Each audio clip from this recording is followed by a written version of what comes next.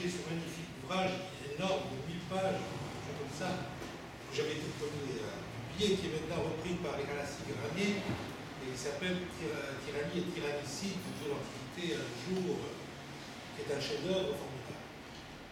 Permets-moi, après ces considérations, mon cher, mon cher Mario, de te dire que je ne comprends pas pourquoi tu prends comme objet de tes attaques quelque chose qui est déjà mort et enterré. Mais Franklin, c'est mort et enterré. Évidemment, tu peux toujours trouver tel ou tel, le poète Franklin, qui croit. Mais Franklin, il n'en reste rien, c'est complètement faux. Nous avons ici Sarah Miglietti, qui a montré par A plus B que les thèses que la rupture entre la méthode douce et la République, c'était une légende inventée par Franklin. Et pour beaucoup d'autres plans aussi. Excuse-moi, mais tu ne connais sans doute pas, je le regrette, parce que tu as cité des Mérés et des Spitz qui ne valent rien.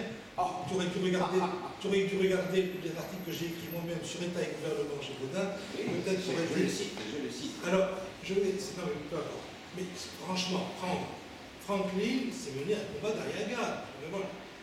À mon avis, et c'est pas au niveau de la compétence que tu as et que j'ai reconnu ici très largement sur Baudin. Vraiment, je crois que Franklin a fait un truc, bon, c'est terminé. Moi, je l'ai invité ici, on a discuté de son traité, mais une fois qu'il est parti, on a dit c'est terminé. Il n'y a plus rien à garder là-dedans, ça ne va pas.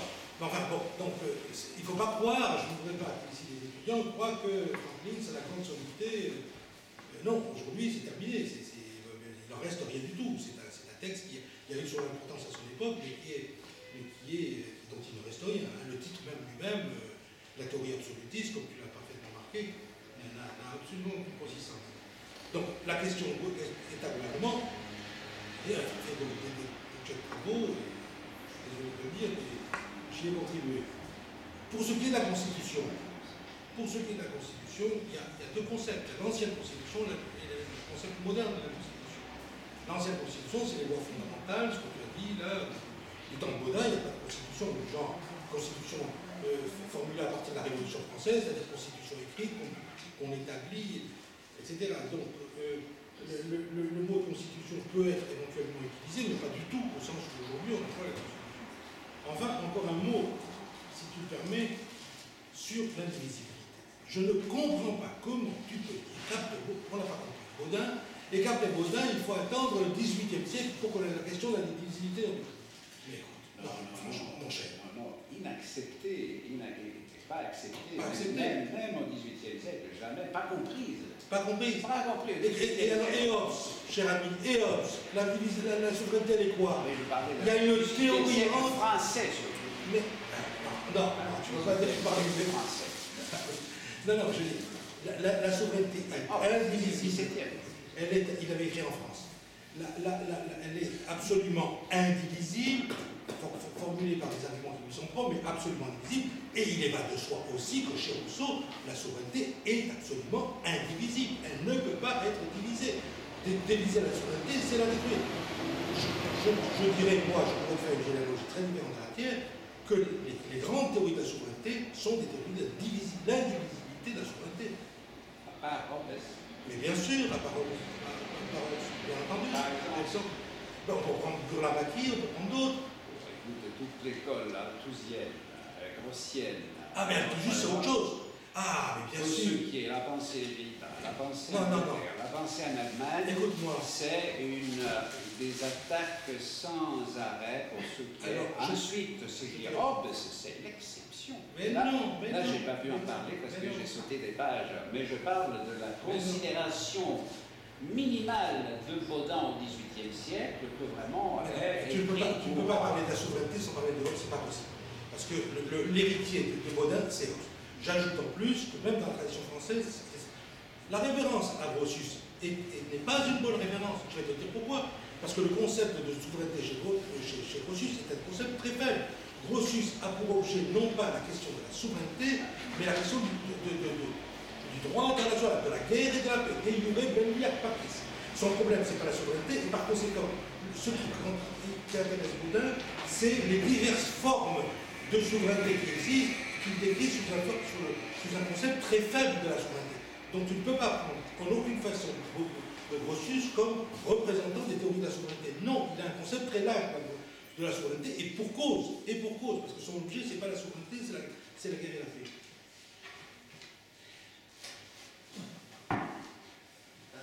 La question, c'est la pensée aux Pays-Bas. Une des raisons pour lesquelles Baudin n'a pas influencé les écrivains et les penseurs politiques des Pays-Bas au XVIIe siècle, il y avait une raison que je ne peux pas expliquer ici en deux mots, parce que c'est très important.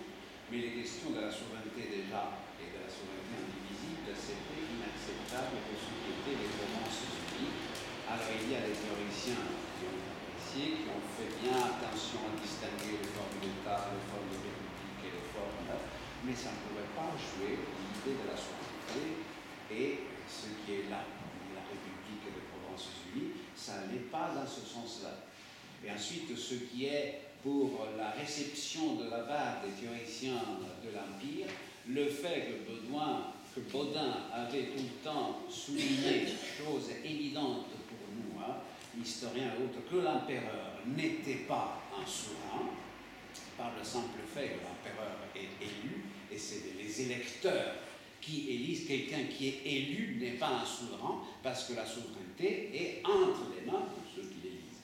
Les penseurs von Bezold et d'autres, Althusius c'est un particulier, ne pouvaient pas accepter cette idée que l'empereur n'était pas un souverain. Et donc là, la théorie de la souveraineté de Baudin était adaptée, était cuisinée d'une manière particulière.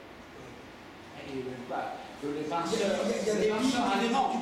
Tu peux pas prendre Althusius et le mettre sur. C'est une ligne différente de Baudin. Évidemment que les choses. Mais je parle des Allemands, notamment des Allemands, Keckermann, Bezold et autres. Comment? Non. Ça a été montré par ça. Tu veux dire par là? Non, je veux dire, tu ne peux pas dire. Les théoriciens allemands, tu ne peux pas dire que la théorie de la souveraineté, il n'y a que Baudin qui a pensé l'unité, que tous les autres ne l'ont pas pensé. Je dis que c'est pas vrai, c'est faux, que les penseurs majeurs de la souveraineté l'ont pensé comme indivisible, que maintenant il y a un autre courant avec Althusius qui l'a pensé différemment, alors là tu aurais parfaitement raison. En Allemagne. Et en Allemagne aussi. Mais en Allemagne aussi, tu as raison. Mais non, mais tu as raison sur ce plan-là. Mais c'est pas le courant baudinien. C'est la question pourquoi Hobbes, c'est unique et c'est important. Hobbes, Rousseau et de multiples penseurs français partout sur le marché. Baudin is of course not a theory of sovereignty. C'est très important. It's not a theory. It's a theory of la République. Voilà. It's the goal. Sovereignty, there are a number of marks for the goal. Can you read, please? Yeah. Can you read? Here. Show it to me. Baudin n'est pas une théorie de la souveraineté. It's not a theory of sovereignty, it's of la République. There are marks of sovereignty.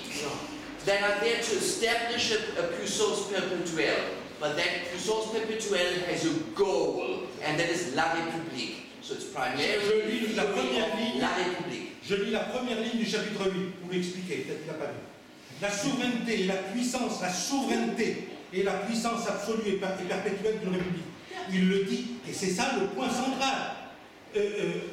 D'autant, je lis quelques minutes plus tard, que nous avons dit que la république est un droit gouvernement de plusieurs familles et ce qui leur est commun avec plusieurs souverains. Il est besoin d'éclaircir ce que signifie puissance souveraine. Il paraît qu'il passe là pour cette argument. But that doesn't take away. The whole thing is to establish a république. And the sovereignty is a tool to achieve that. Comme l'a montré Mario Totti tout à l'heure, Baudin n'est pas un penseur de la République. Il pense que la République c'est la même chose que l'État. Les penseurs de la République, c'est pas Baudin, je suis désolé. C'est Machiavel, c'est Harrington, etc. C'est pas Baudin. Pour Baudin, la République signifie l'État. Et donc il n'y a aucune. Les différentes sortes d'États sont des républiques. Donc, merci à Mario pour son intervention. Je vais Monsieur, je voudrais proposer une question. Il s'agit d'un point que je n'ai pas compris bien d'abord. Tu es une autorité, donc je vais écouter tes considérations. Elle est problème du gouvernement mixte. Elle refuse du gouvernement mixte. L'âge classique nous donne deux théories du gouvernement mixte. La première provient d'Aristote, le quatrième livre de la politique. C'est-à-dire que le gouvernement mixte est ce qui unisce, mette insieme, met ensemble la société et qui vient rappresentée dans la politique. C'est-à-dire, Aristote nous parle de oro, i ricchi, le ricche, aporo, i poveri, messo les moyens. Donc, la représentation publique de ces différentes façons d'union entre les corps sociaux nous donne le gouvernement mixte. Okay? Et Aristote dit que la mixité politeia, le gouvernement mixte, est quelque chose qui est à moitié entre l'oligarchie et la démocratie, qui sont par excellence les formes politiques corrompues. L'oligarchie, la démocratie et la démocratie. L'autre théorie est de Polybios, la théorie polybienne, qui nous dit qu'il y a trois formes politiques, monarchie, aristocratie, démocratie, et que le gouvernement mixte les prend ensemble, non? Les sommeils et une forme différente, une quatrième forme de la République, des gouvernements. Mais bon, je n'ai pas compris bien. Baudelaire refuse le gouvernement mixte. Je pense qu'il se réfère à Polybio. Il refuse Polybio, mais positivement. Il accepte la théorie polybienne. Rome, par excellence, était la forme mixte du gouvernement. Pourquoi Rome met ensemble les trois formes. Et il refuse la théorie aristotélicienne, d'Aristote. Mais c'est vrai ça, c'est toujours vrai qu'il refuse complètement la théorie d'Aristote. Non, bien sûr que non. Dans l'explication, on a tendance quelquefois à schématiser, et alors il faut résumer sans aller dans tous les détails. Non, il dit que, d'abord, je te signale que sans vouloir, je ne sais pas, tu as utilisé toujours le mot gouvernement. Tu as utilisé toujours le mot gouvernement mixte. Alors que tu aurais dû dire la forme de la République mixte, c'est pas la forme du gouvernement. Parce que Baudin ne refuse pas la mixité du gouvernement. Non, je veux te dire que nous sommes tellement habitués que tu as utilisé la forme gouvernement pour dire constitution, enfin pour dire la forme de la République au régime. Voilà. Donc, mais ça, c'est juste une. Alors, je prends le parti Baudin. Il ne dit pas que cela n'existe pas ou bien que ça. Il dit que nous nous trompons à les appeler d'une certaine façon qui ne soit pas précisément et simplement monarchie, aristocratie et démocratie. Parce que lorsqu'on intervient dans la mixité de la Constitution, donc pas simplement de leur gouvernement, de la manière de gouverner, mais de ceux qui possèdent la souveraineté, des détenteurs de la souveraineté, nous entrons dans ce que Baudin appelle les accidents, et tous les cas particuliers desquels nous ne sortirons plus parce qu'il y a des formes, dans ce cas, de formes de constitution infinies. Donc pas, parce que donc on en ajoute la quatrième, ensuite Platon ajoute la cinquième, ensuite Polybe ajoute la sixième.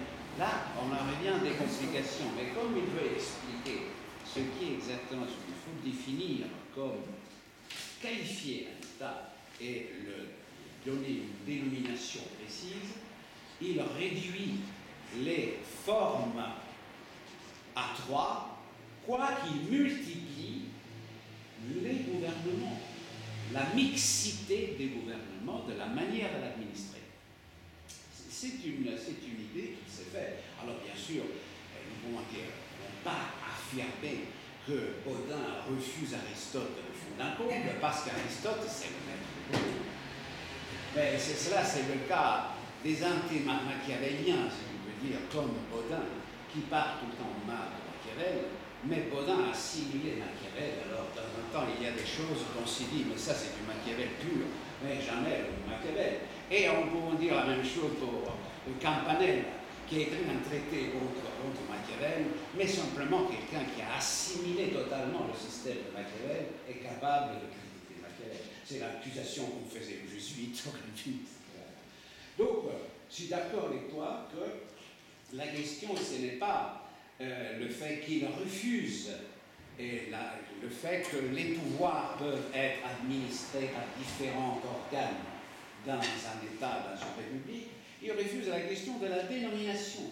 Mais le gouvernement, la manière d'administrer doit être mélangée.